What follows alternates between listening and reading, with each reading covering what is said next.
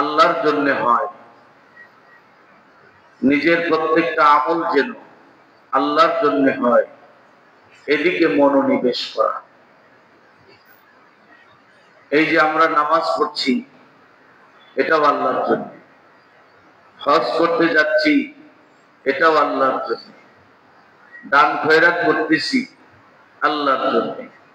সামনে কোরবানি আসতেছে, কোরবানি করব, সেটাও আল্লাহর জন্য।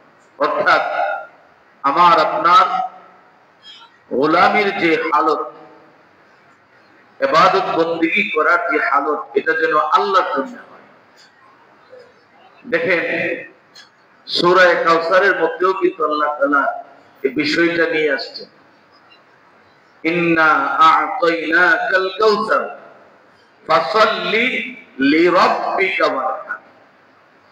ফাসাল্লি, তুমি নামাজ আদায় করো, লিরাব্বিকা, কার জন্য? তোমার রবের জন্য।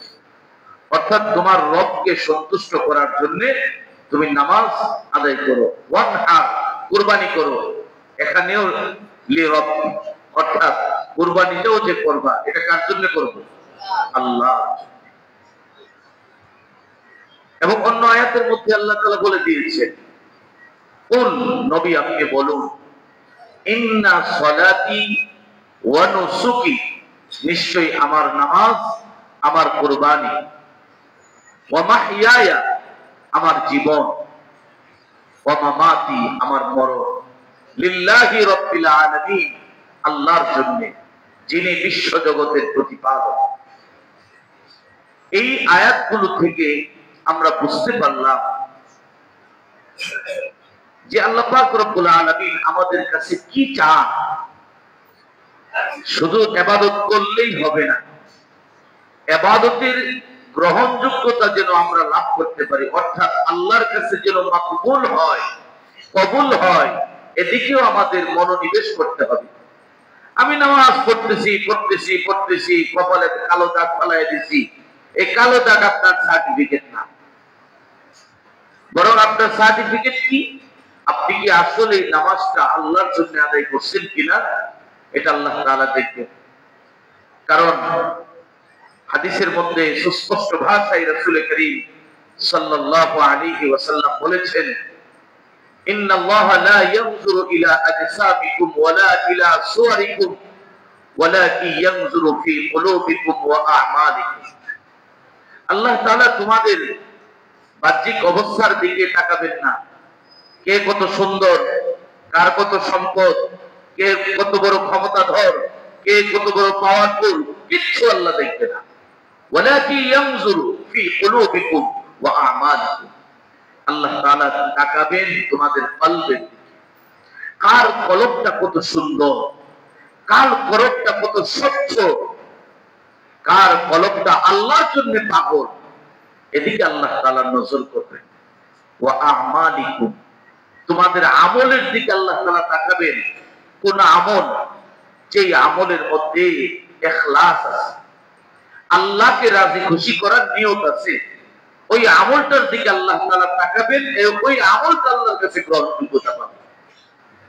এজন্য অন্য হাদিসের মধ্যে রাসূল করিম সাল্লাল্লাহু আলাইহি ওয়াসাল্লাম বলেন, আখলিস দীনাকা ইয়াকফিকাল আমালুল কলিল। তুমি তোমার আমলগুলোকে ইখলাসের সাথে আদায় করো, অল্প আমলেই তোমার নাজাতের জন্য যথেষ্ট হয়ে যাবে। সুবহানাল্লাহ। আমল করলাম কিন্তু এটা পিওর, কোনো ভেজাল নেই, আর আমল করলাম সব ভেজাল, তাহলে এগুলো ভেজাল আল্লাহর কাছে গ্রহণযোগ্যতা পাবে না। ইখলাস রাখবে, আমি দ্বীনের যত কাজ করব প্রত্যেকটাই যেন আমার আল্লাহর জন্য হয়। কে আমাকে কি বললো, কে আমাকে বাহবা দিল আর দিল না, এদিকে নজর দেওয়ার সময় নেই। কারণ মানুষের এই বাহবা, এটা যেন আমার আমলকে ধ্বংস করে না দেয়, এদিকেও নজর রাখতে হবে। এই ইখলাসের পরিপন্থী বিষয়টা কি? এটা হলো রিয়া, লোক দেখানো, লৌকিকতা। এটা সম্পূর্ণ নিষেধ। এবং রিয়াকে বলা হয় শিরকে আসগর, ছোট শিরক। তুমি তো আমল করবে আল্লাহকে দেখানোর জন্য, তুমি তো এখানে আল্লাহর সাথে মানুষকে দেখানোর জন্য নিয়োগ করলে তো ভেজাল আছে, তাইলে এটা আল্লাহর সাথে শরীক করে দেওয়া হলো। এজন্য শরীয়তের পরিভাষায় বলা হয় রিয়াকে শিরকে আসগর, ছোট শিরক। খুব সাবধান। আমার আপনারা প্রত্যেকটা আমল যেন আল্লাহর জন্য হয়। কে দেখলো কে দেখলো না দরকার নাই। আমি আমার রবকে দেখাইতে চাই, আমি আমার রবের সন্তুষ্টি চাই। দুনিয়া একদিকে থাকবে, আমার রবের বিষয়টা আরেকদিকে থাকবে। তাহলে যে কিছু পাবেন, নাইলে ফলাফলটা জিরো। শেষ পরিণাম জিরো হবে, জিরো লিখে রাখেন। এজন্য আমাদেরকে প্রথম কাজ, আমার প্রত্যেকটা আমল জন্য কার জন্য হবে? আসতে বলেন, জোরে বলেন, আল্লাহর জন্য হবে। এটা সবক, এটা শিখতে হবে আমাদের যে আমি তো আমি না, আমি তো আমার না, আমি কার? কথা বলেন না আপনারা, কার? জবানটা খুইলেন। এভাবে জবান বন্ধ করে রাখলে কথাগুলো দিলের ভিতরে ঢুকবে না। কারণ সব জায়গায় দরজা বন্ধ, তাহলে ঢুকবো কেন? এজন্য একটু জবানটা খুলবেন। জবানটা মসজিদে আসলে একটু আমি বুঝতে পারি যে আমার কথাগুলো আপনারা দিলের কান দিয়ে শুনতেছে। আমি আমার না, আমি কার? আল্লাহ। কারণ আমি যদি আমারই হতাম তাহলে তো আমাকে আমি নিয়ন্ত্রণ করতে পারতাম। কই, আমি তো আমাকে নিয়ন্ত্রণ করতে পারি না। রাস্তাঘাটে গেলে আমি অ্যাক্সিডেন্ট হয়ে যাইতেছি, আমি বিভিন্ন বিপদের সম্মুখীন হয়ে যাইতেছি। যদি আমি আমাকে নিয়ন্ত্রণ করতে পারতাম তাহলে তো আমার অ্যাক্সিডেন্ট হইতো না, আমাকে কোনো রোগ শোক আক্রান্ত করতে পারতো না। তাহলে বোঝা গেল আমি আমাকে নিয়ন্ত্রণ করি না, আমাকে নিয়ন্ত্রণ করেন কে? আল্লাহ। এই জন্য একটু সাবধান, একটু সাবধান। রব এমন এক প্রতিপালক যিনি বান্দার দিকে সবসময় এই দুইটা জবানের দিকে, ঠোঁটের দিকে তাকায় থাকে। কখন বান্দা তার রবকে দুইটা ঠোঁট দিয়ে ইখলাসের সাথে একটা ডাক দিবে, আর কিচ্ছু না। এজন্য আমার আপনার উচিত আমার নামাজ, আমার কুরবানি, আমার হায়াত, আমার মওত, আমার সবকিছু যেন আল্লাহর দিকে রুজু হয়। এটাই হলো ইসলামের প্রকৃত শিক্ষা। মানুষ আমাকে কি বলল, মানুষ আমাকে কি বাহবা দিল, দরকার নেই। আমি বড় খতিব সাহেব, মানুষ আমাকে বাহবা দিল, না না, এটা আমার দরকার নেই। আমাকে আমার মতো করে আমার রব যেন সন্তুষ্ট থাকে, এদিকে আমার নজর থাকতে হবে। তাহলে ইনশাআল্লাহ দেখবেন আল্লাহ তাআলা আস্তে আস্তে আপনার সম্মান বাড়ায়। কারণ হাদিসের মধ্যে এটাও আসছে, মান তাওয়াদা লিল্লাহ রাফাআহুল্লাহ। যে ব্যক্তি আল্লাহকে সন্তুষ্ট করার নিয়তে বিনয়ী হয়, নম্রতা, ভদ্রতা, শালীনতার সাথে চলে, একমাত্র আল্লাহকে রাজি খুশি করার নিয়তে, আল্লাহ ওয়াদা দিচ্ছেন রাফাআহুল্লাহ, আমি ওই ব্যক্তির সম্মান আর ইজ্জত আমি আল্লাহ বাড়ায় দেব। সুবহানাল্লাহ। ইজ্জত আর সম্মান আপনি পাবেন কিভাবে? ওই রবকে সন্তুষ্ট করার নিয়তে আপনার ব্যবহার, আপনার আচার আচরণ, আপনার আখলাককে আপনি তৈরি করেন। ইজ্জতের মালিক আল্লাহ, ইজ্জত দেওয়ার মালিক কে? আল্লাহ। ওয়া তুইজ্জু মান তাশা ওয়া তুযিল্লু মান তাশা বিয়াদিকাল খায়র। সব আল্লাহর নিয়ন্ত্রণে। সুতরাং প্রথম সবক যে আমরা ইবাদত বন্দেগী করব আল্লাহর জন্য, মানুষকে দেখানোর জন্য নয়। আর মানুষকে দেখানোর জন্য যে আমলটা হয় এটাকে বলা হয় রিয়া। আর এটা কত বড় জঘন্যতম অপরাধ এবং এটার শাস্তি কত ভয়াবহ, একটা হাদিসের উদাহরণ দিলে আপনারা বুঝতে পারবেন। আল্লাহর নবী সাহাবীদেরকে বলতেছেন, তাআওয়াযু বিল্লাহি মিন জুব্বিল হুজুর। ও সাহাবীরা, তোমরা জুব্বুল হুজুর নামক জাহান্নামের এই কঠিন শাস্তি থেকে আল্লাহর কাছে পানা চাও। সাহাবায়ে কেরাম প্রশ্ন করলেন, ইয়া রাসূলুল্লাহ ওয়া মা জুব্বুল হুজুর? ওগো নবীজি, জুব্বুল হুজুর এটা আর কেমন, এটার হালতটা কি, এটার অবস্থাটা কি? আল্লাহর নবী তখন বলতেছেন, ওয়াদিন ফি জাহান্নাম ইয়াতাআওয়াযু জাহান্নামু কুল্লা ইয়াউমিন 400 মাররা। জাহান্নামের ভিতরে এটা এমন একটা উপত্যকা, যেই উপত্যকা থেকে স্বয়ং জাহান্নাম প্রত্যেক দিন 400 বার আল্লাহর কাছে পানা চায়। জোরে কোন নাউযুবিল্লাহ। মানে জাহান্নামের ভিতরে একটা জায়গা, এই জায়গাটা থেকে স্বয়ং জাহান্নাম, যেটা নাকি কঠিন শাস্তির জায়গা, স্বয়ং জাহান্নাম ওই কঠিন জায়গা থেকে আল্লাহর কাছে প্রত্যেক দিন 400 বার পানা চায়, আল্লাহ এটা থেকে আপনি আমার ইবাদত করুন। সাহাবায়ে কেরাম প্রশ্ন করলেন, ইয়া রাসূলুল্লাহ ওয়া মান ইয়াদখুলুহু, ওই জুব্বুল হুজুরের ভিতরে কারা কারা প্রবেশ করবে? আল্লাহর নবী বলতেছেন আল কুররাউনা মুরাইনা বিআমালিহিম। নবীজি সাল্লাল্লাহু আলাইহি ওয়াসাল্লাম বলতেছেন ওই সমস্ত কারি সাহেবেরা যারা জমিনের মধ্যে তেলাওয়াত করছে মানুষকে দেখানোর জন্য, ওই সকল দানবীররা যারা জমিনের মধ্যে দান করছে মানুষকে দেখানোর জন্য, ওই সকল শহীদেরা যারা জমিনের মধ্যে জান দিয়েছে মানুষ তাদেরকে শহীদ বলবে, এই রিয়াকার ব্যক্তিদেরকে আল্লাহ পাক রব্বুল আলামিন ওই জুব্বুল হুজুর নামক জাহান্নামের উপত্যকার মধ্যে নিক্ষেপ করবে। জোরে কোন নাউজুবিল্লাহ। এই মুসলমান ইমানদের এই কথাগুলো কেন বলতেছি? আমাদের সামনে একটা আমল আসতেছে, সেই আমলটা হলো কুরবানি।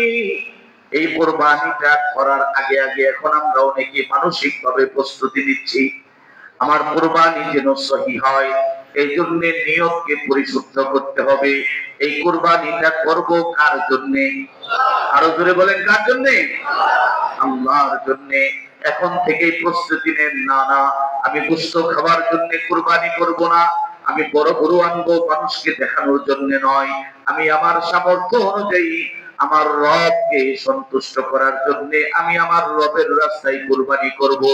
এখন থেকেই আমাদেরকে সেই প্রস্তুতি নিতে হবে। এজন্য আমাদেরকে একটু শিক্ষা গ্রহণ করা, শুধু কুরবানি নয়, মসজিদের মধ্যে উন্নয়নমূলক কাজ চলতেছে, এখানেও আমি দান করব, এখানেও আমি সহযোগিতা করব। কাকে সন্তুষ্ট করার জন্য? আল্লাহকে সন্তুষ্ট করার জন্য।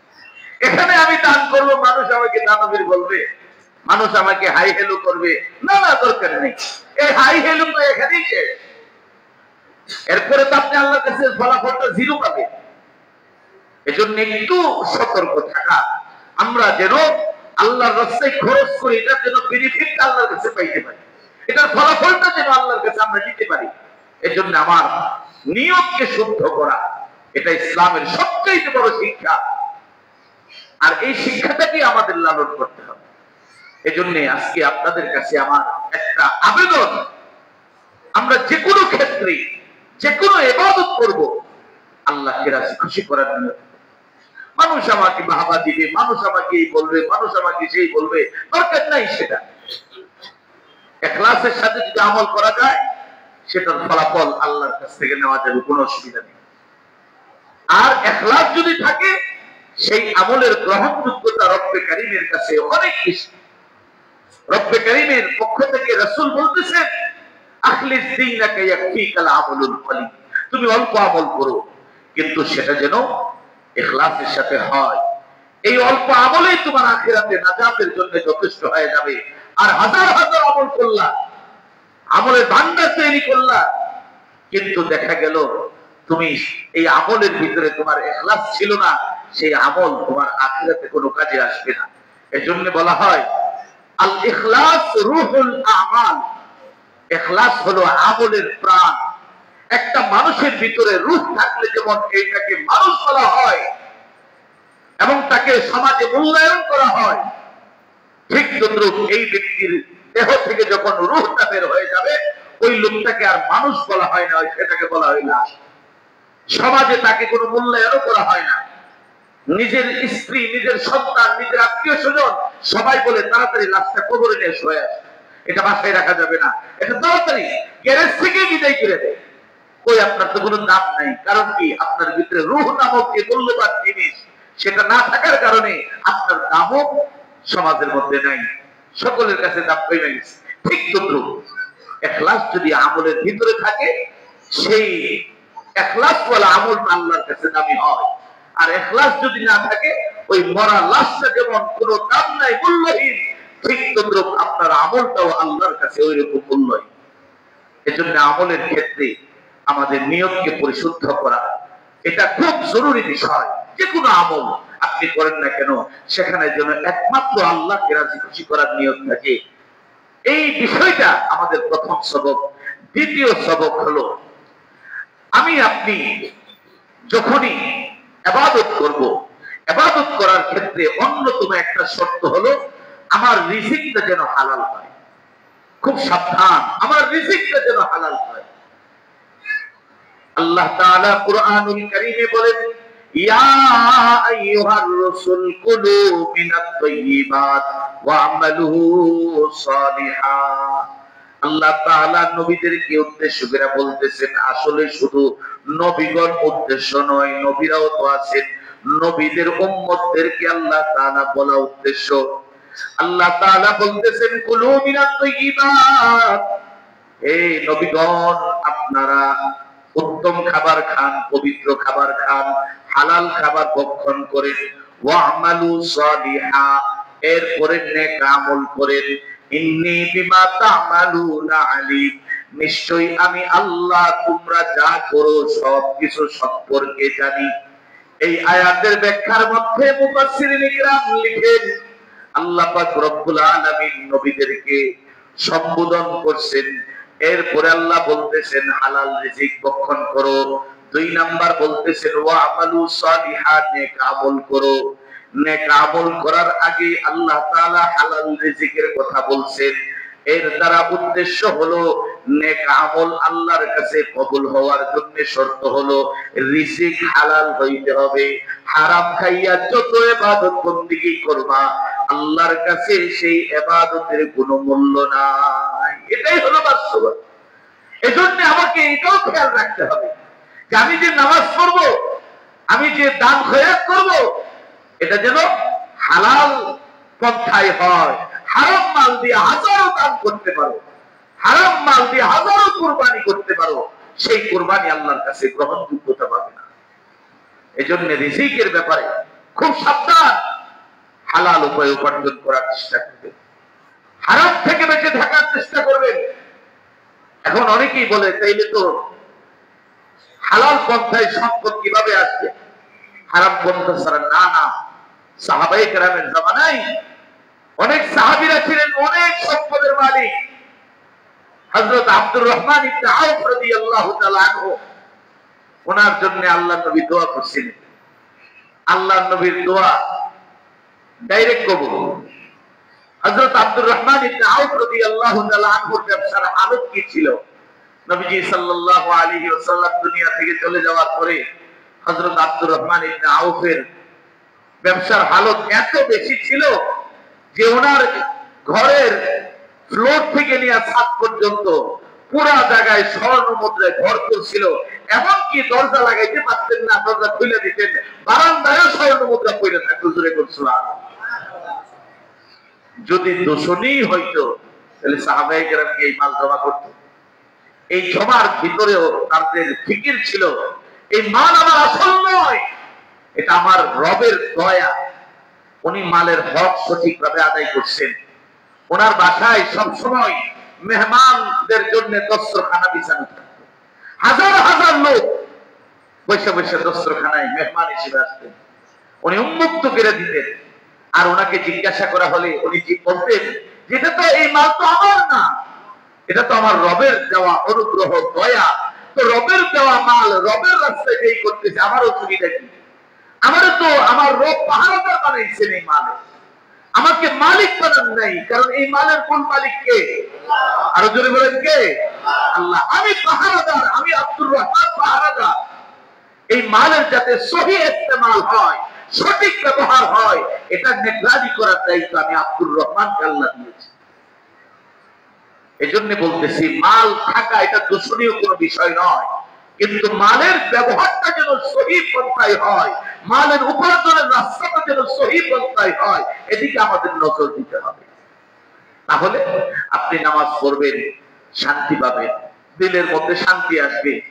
আর না হয় হাজারো নামাজ পড়তে পারেন, কিন্তু দেখা যাবে আপনার ঘরে শান্তি নাই, মনে শান্তি নাই, কোথাও শান্তি নাই, অস্থিরতা অস্থিরতা অস্থিরতা।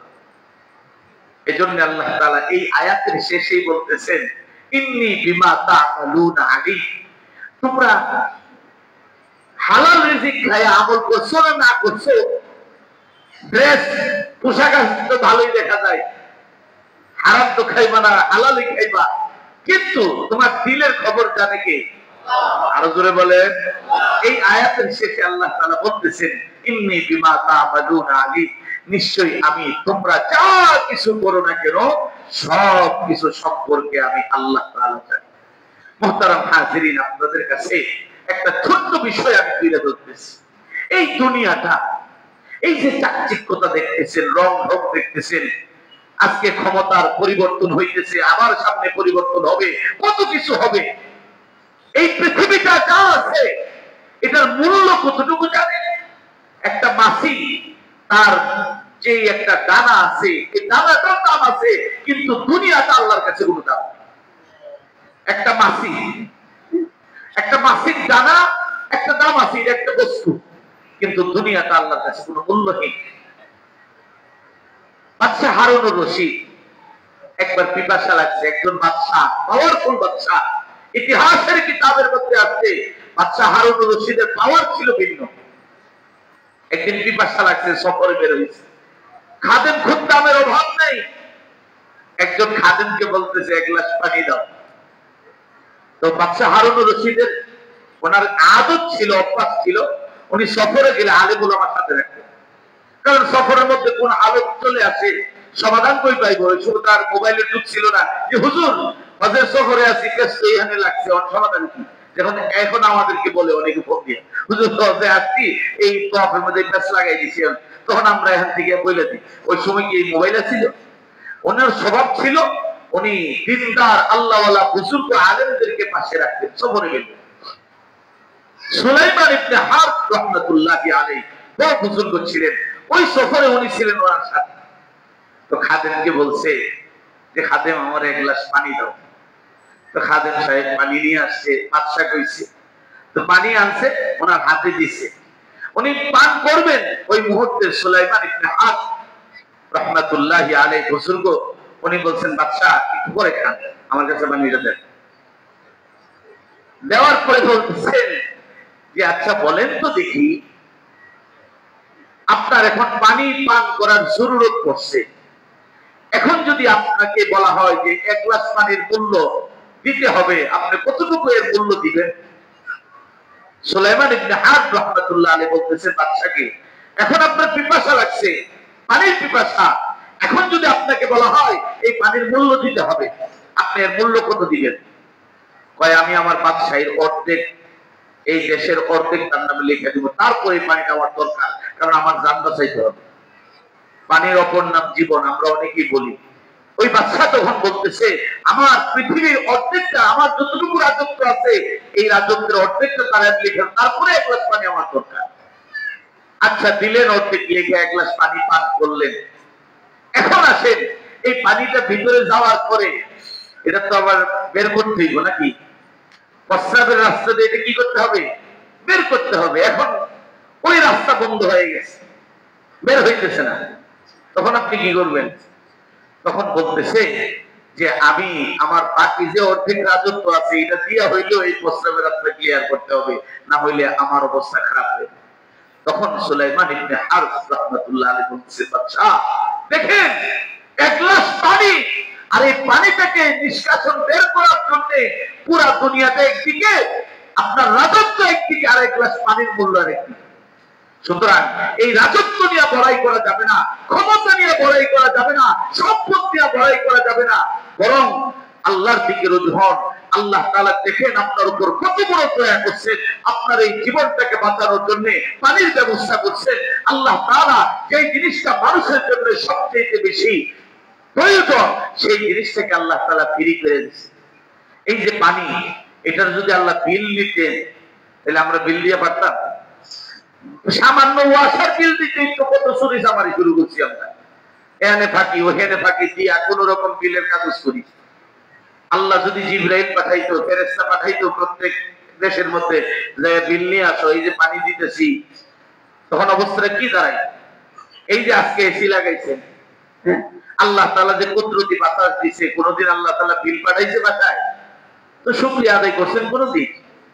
করেন নাই। তো যে জিনিসটা বান্দার জন্য বেশি প্রয়োজন ওই জিনিসটাকে আল্লাহ তাআলা আম করে দিয়েছেন, আল্লাহ তাআলা উন্মুক্ত করে দিয়েছেন, যাতে করে এই বান্দার কষ্ট না হয়।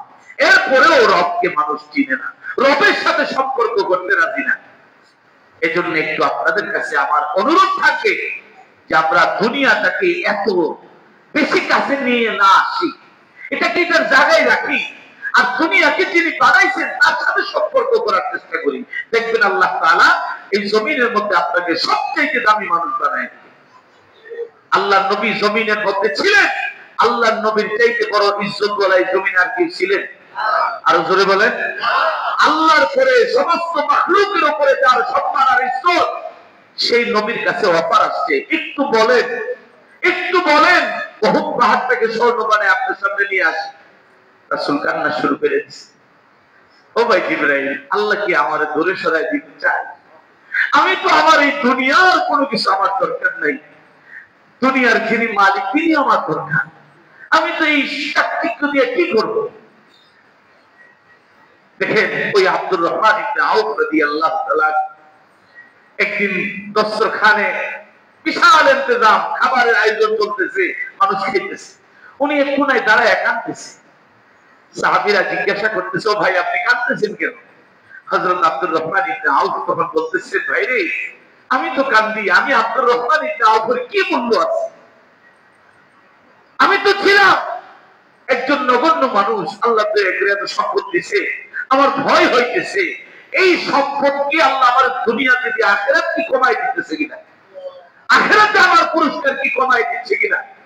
কারণ আল্লাহর নবীর কলিজার টুকরা চাচা হযরত হামজা রাদিয়াল্লাহু তাআলা আনহু যখন উহুদের ময়দানে শহীদ হয়েছিলেন, তখন তার দেহের লাশটা কাপড় দিয়ে ঢাকার জন্য এক টুকরা কাপড় আমরা পাই নাই। পা ঢাকলে মাথা খুলে যায়, মাথা ঢাকলে পা খুলে যায়। এত কঠিন একটা অবস্থা ছিল ইসলামের প্রাথমিক যুগে। আজকে আমি আব্দুর রহমান ইবনে আউফ এত সম্পদের মালিক, আমার ভয় হইতেছে এই মাল কি আমার আখিরাতে কোনো ঘাটতি আসবে কিনা। আমি এই জন্য আল্লাহর কাছে পানা চাই আর কাঁদতেছি। কোনদিন কি এইরকম অনুভূতি আমাদের মধ্যে জাগ্রত হয়েছে? হয় না। বরং সম্পদ আছে, আরো কেমনে বাড়াবো, আরো কেমনে সম্পদের পাহাড় করবো, এটা করছি আরো কয়টা করবো। আরে ভাই এই জমিন থেকে যাওয়ার পরে এগুলো তো আপনার সাথে যাবে না, বরং এগুলো যদি সঠিকভাবে ব্যবহার না করে আখিরাতে যাওয়ার পরে এগুলো তো গলার কাটা হয়ে যাবে, তখন কি অবস্থা? আর আখিরাত যে আছে এর মধ্যে কোনো সন্দেহ আছে আমাদের? মরণের পরে যে আরেকটা জীবন আছে এই ব্যাপারে কারো সন্দেহ আছে? যদি কারো সন্দেহ থাকে আপনার ঈমান আছে কিনা সন্দেহ আছে।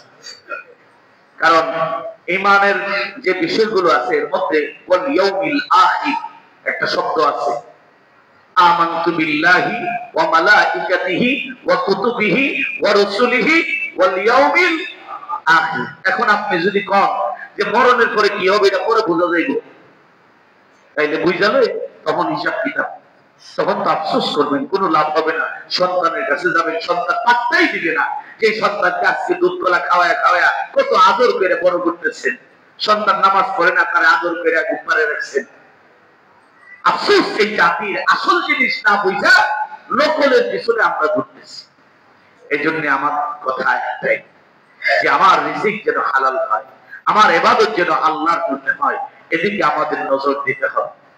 3 নাম্বার হলো আমার আপনার এই ইবাদতটা যেন রাসূল করিম সাল্লাল্লাহু আলাইহি ওয়াসাল্লামের রেখে যাওয়া তরিকায় হয়, মন গড়া হলে হবে না। আমি যেমনি তেমনি শুরু করলাম। আমাদের সমাজের মধ্যে কিছু লোক আছে এরা কয় আমরা মারিফতের লাইনে আছি, নামাজ রোজা কিছুই করে না। আচ্ছা রাসূল কি এটা শিখাই গেছে? কথা বলেন না কেন? এরা গান বাজনা নিয়ে লাল সালু লাগাইয়া জট বাইন্দা আর গুনগুন লাগাইয়া এরা বলে মারিফতের লাইনে আছে। অথচ যদি সামনে আগুন করে ওই আগুনে যায় না, সামনে যদি কোনো গ্যাঞ্জাম দেখে ওটার মধ্যে যায় না, ওইটা ভালো বুঝে। আর যখন নামাজের কথা আসে তখনই কবি নীরব, তখন হ্যাঁ মারিফতের লাইন মনে মনে নামাজ পড়ে। এই যে বিষয়গুলো, এই যে কতগুলো ধোঁকাবাজি রাসূলের তরিকা বর্জন করে মন গড়া তরিকায় চলতেছে, শয়তানের তরিকায় চলতেছে, এইভাবে ইবাদত করলে আল্লাহর কাছে কবুল হবে? এজন্য ইবাদত কবুল হওয়ার জন্য প্রথম কাজ ইখলাস লাগবে, আল্লাহর সন্তুষ্টি লাগবে। 2 নম্বর কাজ রিজিক হালাল হইতে হবে। 3 নম্বর কাজ রাসূলের তরিকা অনুযায়ী হইতে হবে। রাসূল করিম সাল্লাল্লাহু আলাইহি ওয়াসাল্লাম যেভাবে দিক নির্দেশনা দিয়েছেন ওইভাবেই আপনাকে আদায় করতে হবে, তাহলে সেটা আল্লাহর কাছে কবুল হবে। কারণ আল্লাহ তাআলা জানায় দিয়েছেন, তোমরা যদি আমি আল্লাহকে ভালোবাসতে চাও আমার রাসূলের ইতাআত করো, অনুসরণ করো। রাসূলকে বাদ দিয়ে আমি আল্লাহকে পাইবা, এটা ভুল করবা। রাসূলকে ধইরেই আমি আল্লাহকে পাওয়ার চেষ্টা করো, তাইলে সম্ভব। এজন্য ভাই আপনাদের কাছে আমার বিশেষ অনুরোধ থাকবে যে আমরা যে যত আমলই করি না কেন, প্রত্যেকটা আমল যেন কার জন্য হবে? আল্লাহর জন্য হবে। 2 নাম্বার কাজ হলো আমার রিজিকটা যেন হালাল হয়। আমি কষ্ট করে জমিনের মধ্যে বসবাস করতেছি, আমার রিজিকটা যেন পিওর হালাল হয়, এদিকে নজর দিতে হবে। 3 নাম্বার হলো যে ইবাদতটুকু আমি আদায় করছি, এই ইবাদত যেন আল্লাহর রাসূলের তরিকা অনুযায়ী হয়। দেখবেন এই জীবনের মধ্যে অবশ্যই আল্লাহ তাআলা সফলতা দান করবে, কোনো রকম ঝামেলা হবে না। আল্লাহ তাআলা আমাদের সবাইকে যেই কথাগুলো বললাম এই কথাগুলোর উপর আমল করার তৌফিক দান